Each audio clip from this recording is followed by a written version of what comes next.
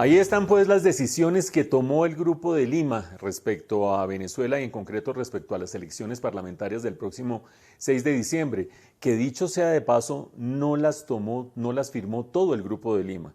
De 16 miembros, 14 terminaron firmando. Hay una conspicua y muy evidente ausencia en esas firmas y es el caso de Argentina, que dio un viraje político entre el gobierno de Mauricio Macri y el gobierno de Alberto Fernández y ahora no firma algún tipo de declaración que pueda comprometer su relación con Nicolás Maduro. En ese contexto hay que tener presente que la declaración para muchas personas no tiene dientes, reitera lo obvio, va por lo obvio y solo deja una línea que podría tener algún tipo de futuro. ¿Cuáles son las tres cosas que da la declaración? La primera de ellas, el decir que no acepta y no reconoce las elecciones del próximo 6 de diciembre, las elecciones parlamentarias. La segunda componente de esta declaración, el aspecto que dice que siguen respaldando a Juan Guaidó como presidente legítimo de Venezuela.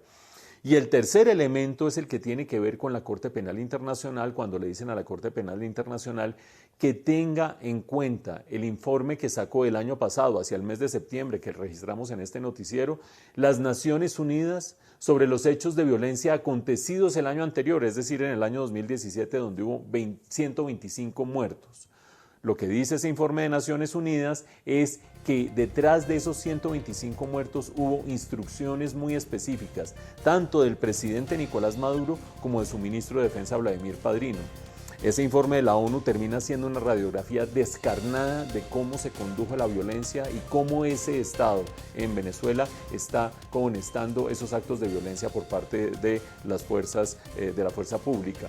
Y ese informe podría ser clave para la Corte Penal Internacional.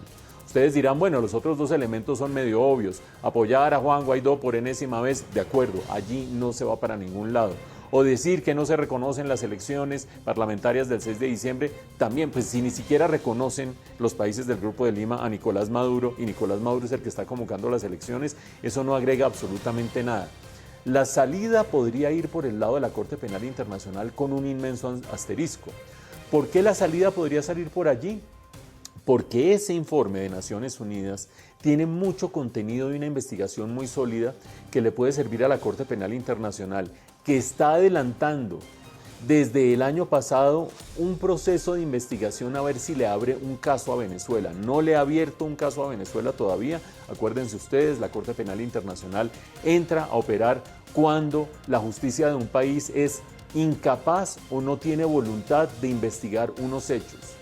O no puede o no quiere investigar unos hechos. En ese caso, la Corte Penal Internacional entra a operar en un país y por ahora está evaluando a ver si ese es el caso que se presenta en Venezuela.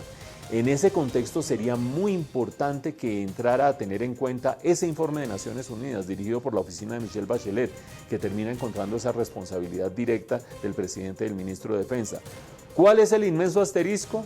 Pues háganme ustedes el favor, que los países que estuvieron invocando o llamando a la Corte Penal Internacional para que interviniera aquí fueron Canadá, Argentina, Colombia, Perú, Paraguay y Chile. Y en ese contexto, si esos países vuelven a pedirle a la Corte Penal Internacional que siga más adelante, se va a enfrentar con una pared. Esa pared se llama Gobierno de Estados Unidos. Acuérdense ustedes que hace apenas unas semanas estábamos reseñando cómo el gobierno de Donald Trump sancionó, no amenazó, sancionó a la fiscal de la Corte Penal Internacional, Fatou Bensouda, quitándole o congelándole todos los bienes que tiene en Estados Unidos, que no sé si serán muchos o pocos, lo importante es la sanción, porque considera ilegítima la acción de la Corte Penal Internacional.